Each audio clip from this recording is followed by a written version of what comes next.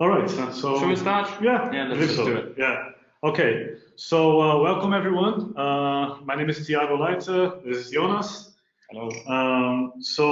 Yeah, I work as a head of content marketing. Honestly, I'll be introducing myself further later. But basically, we have been noticing like for a while now that a lot of the customers or prospects that we talk with, they always have very similar questions about how to bring the maximum potential of these employee surveys, of employee engagement in general, but mostly like how can these surveys enhance the idea of employee engagement, right?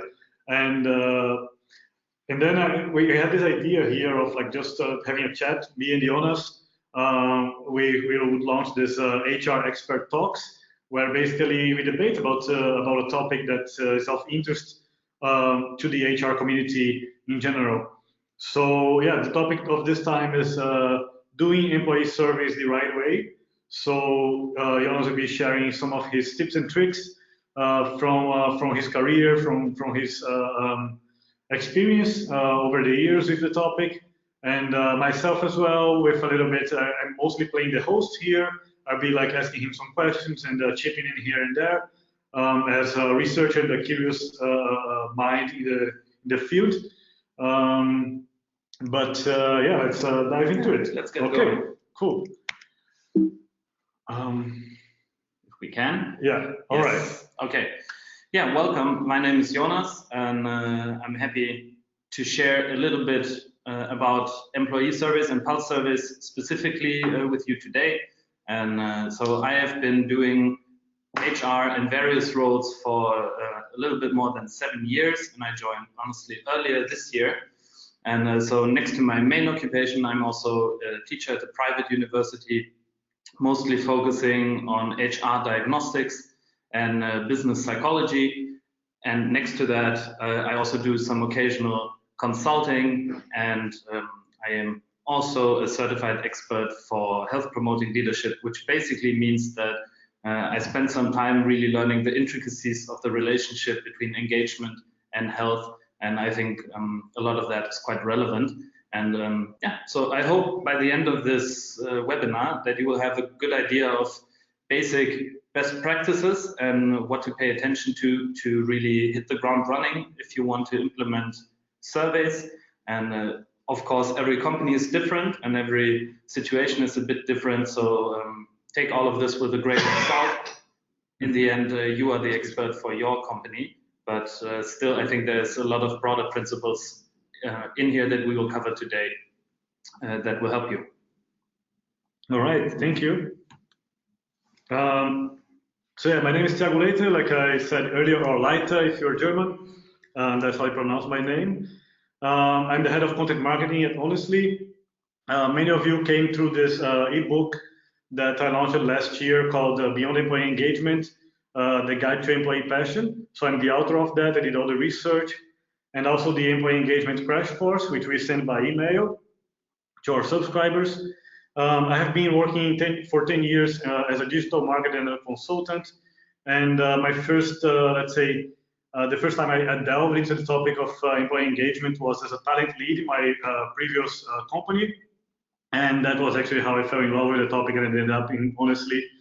So yeah, I have a lot of questions as well. I would love to learn more, but I'm also like a researcher, and yeah, I'm bringing here like a kind of a different perspective as someone who is a manager, but from a different field. And marketing has a lot of it's interesting because it's very similar to HR in a way that like we are also looking to engage people like for a different purpose, but it's still dealing with people, right? So it's interesting that now we see companies using this word engagement, which we in marketing have been using for many years. Companies are now turning inwards and like, hey, how can we employ these strategies to make our employees more engaged with our product as well, not just our customers, right?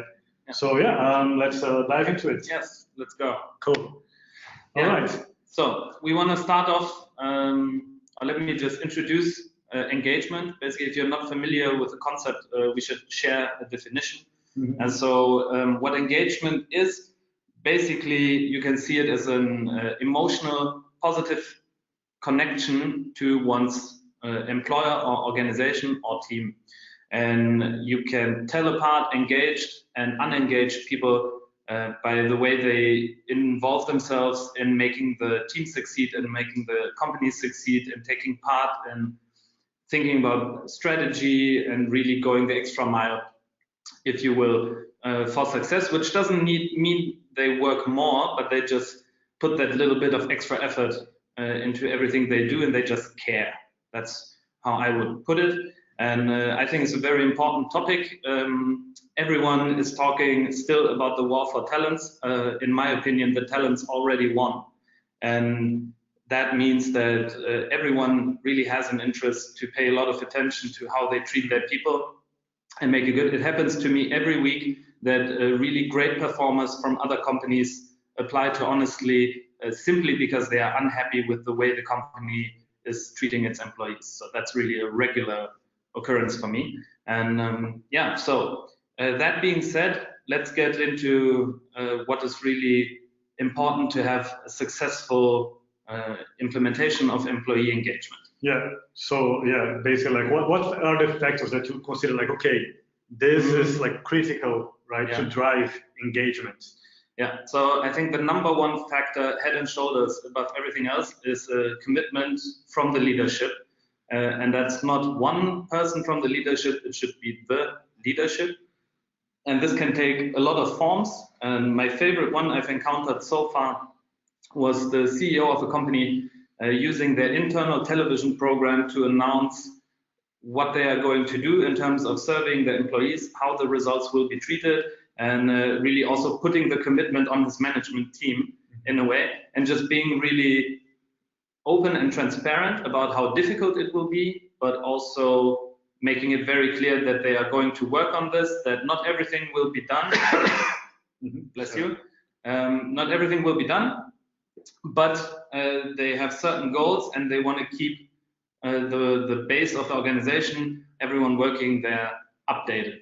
So what this means is that you basically should over communicate at all times how you are dealing with the survey. Let people know ahead of time why you are doing this, what you hope to achieve from it. Definitely make promises and commitments for how you are going to treat the results.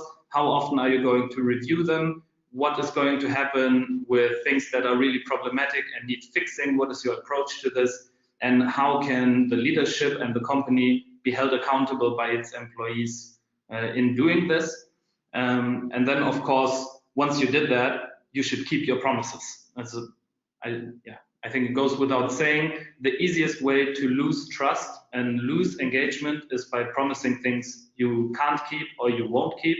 And this will very quickly teach everyone in the company that it really doesn't matter whether they participate or not and what kind of inputs they give into the survey.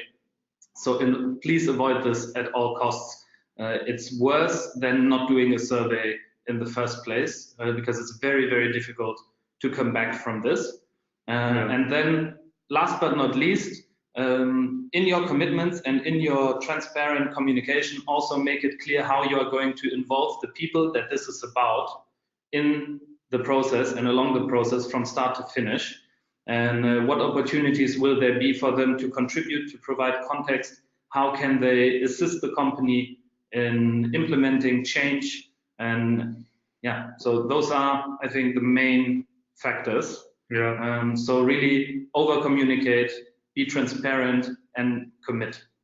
Yeah, I love that this idea that you actually mentioned of like the CEO of a big company using like the company television in a way to like transmit the message, because yeah, many people, I have seen also this when we talk to clients, that they are like, okay, in a small company it's easier to communicate to everyone at the same time. You can do like a town hall meeting with 100 people in a room, and that's doable. Or like with a startup with like 20, 50 people, it's a lot easier. But like when a company has 10,000 people spread across like different countries, how do you keep communication flowing, right? That's a big question. And I think that what you mentioned there is brilliant. Like as long as there is a will from the management, the technology is there. Yeah, exactly. Right? There is absolutely no reason to not be able to do this. It's very easy to pick out a smartphone, record your conversation with somebody from the leadership team to give an update, put it online for everyone to download. You can send emails and you can hang posters on the wall should you have employees that are not using a computer regularly. I mean, that's very frequent actually. And last but not least, also involve the middle management, the team leaders, and communicating the results to the employees. And so when you feel like you are doing too much, you're probably barely doing enough in terms of communication. And the larger the organization gets, the harder it becomes, of course. Yeah, because that's another thing. It also happens in marketing that when we are producing a lot of pieces of content or advertising, we have the feeling that like, maybe we're producing too much. But the reality is, most people, most eyeballs will only see like one or two of those messages. We are thinking that it's too much because we are exposed to it all the time. I guess it's the same for you guys. Exactly. And you should always bear in mind, just seeing something doesn't mean people will remember it. You might catch them at a bad time. So there should be ample of opportunity for everyone to really take in the information that is being provided. Yeah. Okay, cool. Thank you. All right. Sure thing. All right. So, and then this other question also comes up very frequently, which is like, okay, we want to implement the surveys, but how do we make sure that we get a high participation rate? First of all, like, what is a high participation rate, right? And then, like, how do you make sure that people trust the system to move forward with it? So I think the larger the organization is, the lower the number becomes of what is a good participation rate. I think if you hit 70%, that's really excellent. That means 3 in 4 people are sharing their opinions. In my personal experience, that is quite sufficient in getting an accurate picture of what the topics are that are really relevant to most people in your organization. Yeah. And I think it should be really treated with respect, that people are investing their time and effort to share an opinion. So you should make it very transparent what is going to happen with the survey results, when is it coming, what's going to happen to the results, and invite them to those opportunities. I think it's also very, very important, especially in Europe, to make sure people trust how the data is stored. There are a lot of valid concerns with how is my personal feedback going to be stored. Will it be on an American server, let's say, which is really something that people, especially in Germany, are quite sensitive to. Does my supervisor have access to my feedback? Can he see what I did? That should absolutely be made clear that it can't be. I would recommend to make HR the owner of this data. The leadership team, in a broader sense, doesn't need an admin account. They need the information that's being provided to them. I think that's a good way to do it. And I would also say that the more immediate supervisors who may just see the part of the data that is relevant to their team should also use the opportunity to share the screen with their employees, just so they can see what their manager sees and just build that trust that there is no way to deduce who said what, or who is now the most unhappy employee, and that there's really no fear, no justified fear of repercussions. I think generally the results should be shared in any case, because let's face it, if you in a large organization collect this data, you are the last to know. Your employees already know what's bothering them. They are talking among themselves. Exactly. And it's ridiculous, but still sometimes people try to keep it secret what the data is. And I think, as I mentioned before, that building trust is quite important. This does the opposite, but involving people in the solutions also means being accurate and transparent and respectful about what the current situation is. And again, most likely you are the last one to hear about the things that are really on people's minds. So and I think getting those commitments and getting or creating forums and opportunities for people to talk about this, integrating it into daily life at your organization. So for example, we at Honestly, we review this data once every week or once every 2 weeks, basically in our Monday meeting with everyone in the room. And we talk about the things that are most important for us, what we should focus on. And I think that is something that can be modeled on a team level, even in larger organizations. Yeah. And so once people really get that feeling of, I can trust this process, the data is being used constructively, I'm not getting called out for what is wrong. Yeah. Instead, people are focusing on making better what I feel is not working out well. Over time, this will create the kind of trust that will ensure stable and high participation rates. Yeah, for sure. So yeah, these are good tips. Also, like just adding to the whole data privacy topic, I guess also for you guys, I mean, marketing is a big thing, but also I guess for service in general, GDPR compliance, finding a partner that is GDPR compliant, a basic requirements nowadays, right? So be attentive to these things. Absolutely. Yeah. All right. So then moving forward, okay, like you got the participation rate, you got people responding to surveys finally. How do I interpret the results of the surveys? How do I look into that data and like start unraveling the system, let's say? Yeah, that's very difficult. And so I think we humans have a tendency to see a problem and immediately jump to conclusions and come up with our own solutions. I think this does not do the tool justice. Much like when your doctor draws blood from you and looks at the results, he will still ask, how are you feeling? Do you experience any pain or irritation? What's going on in your subjective experience? And then he will try to put that in context with the objective results that he received. I think it's much the same with self-diagnosing as an organization, which is basically what you are doing. So I think you should use the opportunity to really cluster the data and go over it in a structured way, and really try to find out what parts of my organization are experiencing what kinds of pain. Are there diversity issues? Are there age-related issues? Are there gender issues? Are salespeople experiencing different problems from marketing people?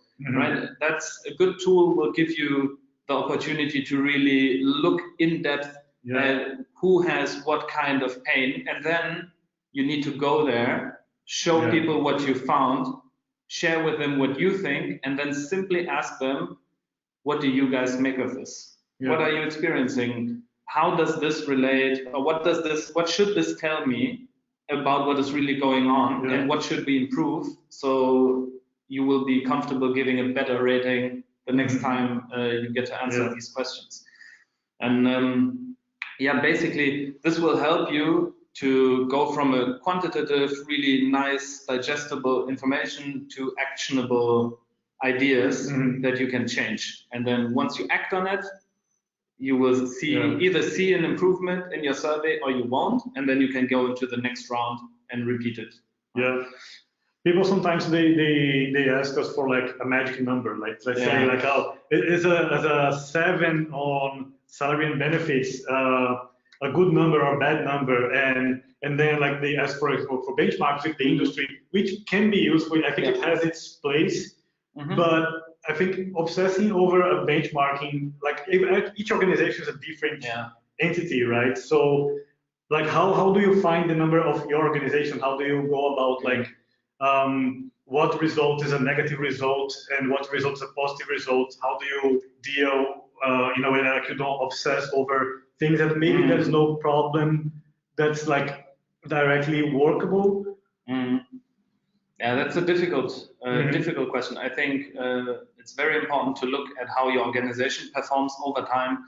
I think it's quite unrealistic to explain, like if you have a scale from 1 to 10, to get 10s in everything eventually. I think it's quite optimistic, especially if you have like a large organization with like thousands of people. I don't think it's conceivable or even worth the effort to attempt to create paradise for each one of these people. I do think if we're talking about a scale from 1 to 10, everything below 6 definitely deserves attention, especially the way we measure it and honestly engage.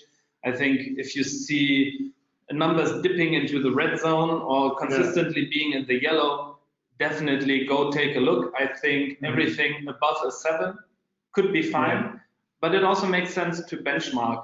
if you have that opportunity and see how do our competitors do, right? So for example, if you are a small company that is maybe relatively young, you don't have the opportunity to create awesome benefits yet. That's quite acceptable to have a lower rating in benefits because it's just the reality of what your business is like right now. If you are a large corporation and you print money and you have a really good business model going, I would look at that differently and think this is something that we have the resources to improve this. And yeah, it also depends what's important to your employees, right? You can just ask them, for example, with a mini survey, if you can, or in person, and just say, what does this data tell you? What should we focus on? And I think, and there's also something on the slides here, don't focus only on the negative, right? There's tremendous value in analyzing what's going well, and to see if you can find some best practices, some model behavior that you can share with the rest of the organization. Sometimes the benchmark is inside the organization itself. Yeah, exactly. Right. Maybe you see, for example, let's talk about the dimension of engagement that we call well-being. Right. So if you have a couple of teams that experience really high well-being, and you have other teams that have really low well-being, well, you can go and take a look. How are they treating health in their respective teams? Because then you already know it's working in your organization, right? It's already compliant with your culture and everything. And you try to maybe recruit a champion from that team, invite him to the other teams as a coach to help them work on this issue. So I think there's a lot of value in that. And so I think once you get people in a room and you show them the results and you ask them, okay, which one of these is so bad right now that I should focus on this in finding a solution? And I think once people run out of ideas, you sort of already are in a good place. And then you can start just iteratively improve on the things that maybe have the largest business impact or are most valuable for your customers or whatever is your priority. I think it's most important to really give people an opportunity to understand where you're at, what the results are, and involve them in making those decisions. Otherwise, you're just doing more of the same that people already know, of filling in the survey, the results go somewhere to someone, and eventually maybe something happens that you notice or not, and you really feel disengaged from the whole process again. And how do you actually go about framing the debate in a way that people come like without, for example, judging whatever they think that's a problematic? So I think my favorite phrase is thank you. And I mean it. I'm very thankful if people take the cognitive effort to give feedback and be constructive about it. And then in these conversations, I would really just focus on how can we improve this. Right? I'm seeing there are a couple of dimensions that we could work on. What's important to you guys, and what should we do about it? What's missing for this place to really level up in this dimension? Right? And so by focusing on the positive, it's much easier. The resistance of participation is much lower in people than, for example, if you were like, why is this so low? Right? If you make people justify their negative rating, that doesn't feel great, right? But if you ask them, what do I need to know so I can help improve this? What needs to change? What should we focus on? What are we not seeing that is clearly there, right? If you phrase it in a way where you involve people in the solution, it will be much easier for them to contribute, and they will feel valued and as a part of the process. That's very valuable. All right. And then the million-dollar question that also comes up a lot, which is how to demonstrate the value to management. How do you tell the management, okay, there is money on the table for this? Well, that's literally the million-dollar question, if not billion-dollar question. And well, let me say, I'm going to be very frank here. If your manager does not see any value in truly listening to people and caring about them, and in their mind there is no connection between how people are feeling and business success, it's going to be an uphill battle. However, very often that is not the case. And so my personal trick, how I used to bridge this divide in the past is just ask them, how do you feel, right? When people treat you badly, when people don't listen to you, or when things you wanted to get done that were promised to you don't get done, how do you feel about that, right? And then the next question is just, so how are you different from the rest of the organization, right? We're all people. So this usually helps open the door to this kind of conversation. But of course, there are numbers. I wanted to say they are great numbers, but they're really not great. But there is independent research done that helps us assign a monetary value to engagement and to the dimensions of work that we can work on with the help of pulse surveys. Such as? So, for example, absenteeism, which basically means a healthy employee staying at home, will run you 200 to 400 euros a day based on what kind of employee it is, what kind of business you are. Right. A demotivated or even ill employee showing up is twice that, right? Because they make mistakes, they infect others, they work slowly, and in the end they might, in case of a real physical illness, they might still become sick. But I firmly believe that demotivation is just as infectious, and someone spreading toxicity in the workplace will also reduce the effectiveness of others. Yeah. And so just imagine, and I mean, we all had these days where you come to work and it's just not that, like, not the best day, and you feel like at 50 or 60%. Well, imagine someone showing up to work with that feeling every day. Yeah. How much more value could they generate for the company, but also for themselves, if they were feeling better about coming to work, if they felt valued and involved, right? So these are a couple of numbers where you can really already start to calculate in your head how much more efficiently you could spend your money if you sort of would get rid of these hidden costs.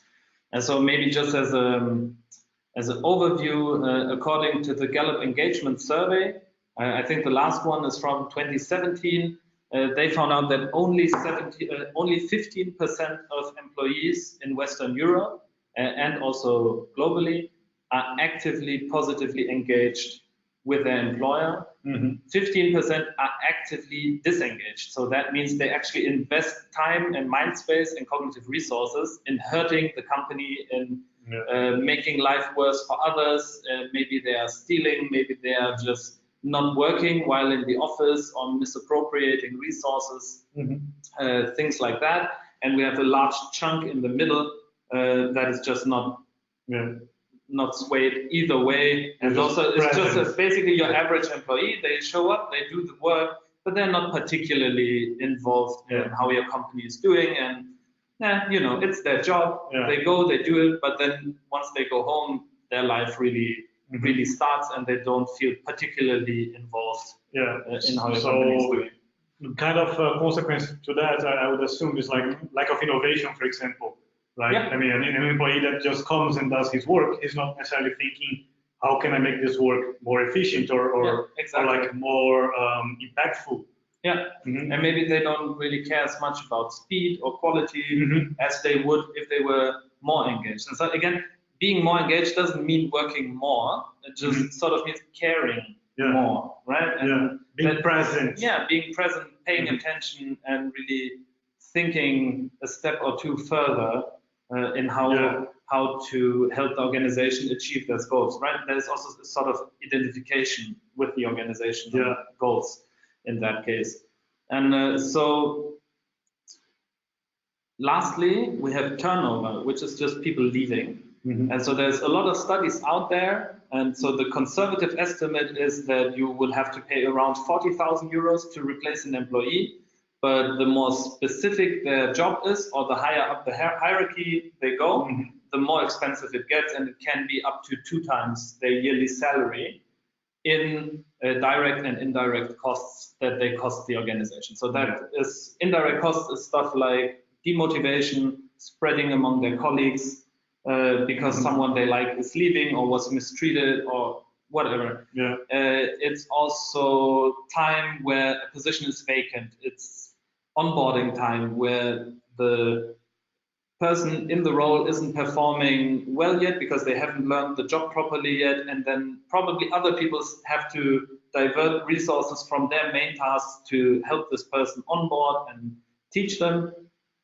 You have costs in recruitment, time spent with interviews, money spent on advertising a position, and you run a risk of mishiring, right? If a great person who was excellent at their job leaves, there's always a chance you will not make the best decision in hiring someone new for that position, which just repeats the cycle eventually, right? So companies have a high interest in engaging their employees and then retaining them. And you do this basically by creating a relationship, a direct relationship based on trust and respect between the two of them. And yeah, just imagine the people, if your employees or if your team was to a large degree as engaged and as hyped about their work as they are about, let's say, their favorite sports club. Right? That's just well said. Imagine bringing that enthusiasm to work on most days. That would be amazing. Like that's literally the jackpot. And every entrepreneur I've ever talked to, that's their dream. That's literally their dream. But it's very hard to do if you talk to people. Yeah. Sorry about that. Somebody broke something in the office next door. All right. Yeah. But so basically, feel free to go to the next slide. So basically, if we add this all together, it becomes like a really simple formula, which just means if you have high engagement and low turnover, you will save boatloads of money as an organization that you can invest somewhere else, and you will even gain money, like you mentioned before, Thiago, in terms of innovation, in terms of paying attention, being mindful with the work, applying your resources in the interest of the organization and not just mindlessly following processes. And I think for management, especially in companies that are led by the owner or by people who like to put an emphasis on status, you can also ask them, how would you like people to feel about you? Right? What would you want as a personal relationship between your employees and you? How do you want to see them? And do you prefer to be a dictator who gets his will done, but then people leave at the next opportunity? Or would you like people to respect you back and really care about you and have like a personal investment in your success, right? And so I think something like 80% of managers, or not, companies think, or managers think, that 80% of people that leave because of money. In reality, that's just 12% of job changes are based on a monetary decision. And I think something like 75%, so the vast majority, people change jobs because they don't like their manager and because they feel mismanaged, right? And that's good news. It's fixable. Right? That's the good news here. It's fixable. And with anonymous surveys, basically you get a way for people to, like I said, bypass the system and get to get their voices heard somehow, right? Exactly.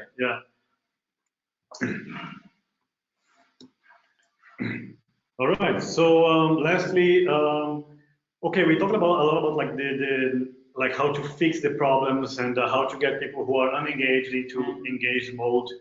But then, what about the people who are engaged? What do you do about them? How do you reward them? How do you recognize and show, hey, thank you for like, how do you show appreciation for their involvement and their passion towards your organization?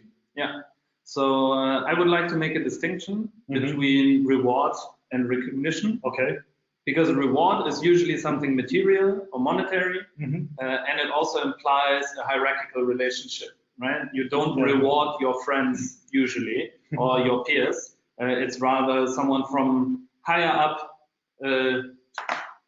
rewarding you for something that you did. And so the problem with monetary and material things is they lose their appeal over time, and you need to escalate the value over time to get the same level of sort of reward effect back. So that's nice. You can do it, and it's certainly appropriate if people really save the company significant amounts of money I think that's fine, but I would center my strategy around recognition and appreciation, because those are things that have an infinite supply in the world. There is unlimited recognition. You just gotta give it to someone.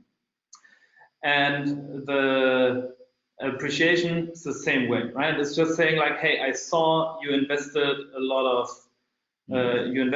of resources in this, and thank you for it. It was a great result. So use those liberally, and there are many, many ways how you can do it. You can mention people and their projects in your company magazine or on the intranet, in the blog. Imagine if you completed a project with great success and the CEO personally stepped by your office, gave you a firm handshake, thanked you, and invited you to lunch. That's amazing. And it's free. It's basically free. It costs you a lunch, right? Okay, and an hour of the CEO's time, but still, it doesn't cost you anything. He also needs to have lunch at some point. Exactly, he needs to eat. And the employee will tell his friends, he will tell his colleagues, he will feel so rewarded and recognized by someone so important paying attention to him. That's amazing. And you cannot, no monetary reward will have the same effect in a lasting way. And so there is also sort of what's mentioned here with the SMART model. I'm going to touch on it very quickly. It's sort of a framework of what's important to people neurologically speaking. And I think the two most important ones here would be status, that would be the S, and the A is for appreciation. Okay. Right. And so basically appreciation I already covered, and that just means people want to feel appreciated for the effort they did, right? And so this is why the last bullet point also says recognize people for trying. Right? Don't only reward the ones that succeed, because this will raise the bar and people will not engage in projects unless they are sure they will work. So for example, Google's Moonshot Factory, people get the same reward whether their project succeeds or fails, because they want people to experiment and to work on it, being very aware that it doesn't work out all the time. And this lowers the bar. This will mean that people know their time is not wasted, that they will receive recognition for making the attempt, and it sort of also reduces the pressure, right? And if you have people only taking on 10 projects that they are sure they will succeed, that's nice. But if you have people taking on 100 projects, not being sure that they succeed, and 20 succeed, you have the better end of the bargain, and it still doesn't cost you anything. Right? And so the last part from the SMART model, maybe that I would touch on, is called togetherness, right? And this is like a very basic psychological need where we want to feel connected to a group, to a community, right? You can give that out for free. You can get people. You can organize like a little lunch party for your colleague who really pulled off a nice project and thank them. You can invite people across the organization who champion new approaches to teach others how to implement it, that kind of stuff. There are limitless opportunities and they are all free. The only thing you need to do is change your mindset a little bit about what a reward can be for a person. Yeah.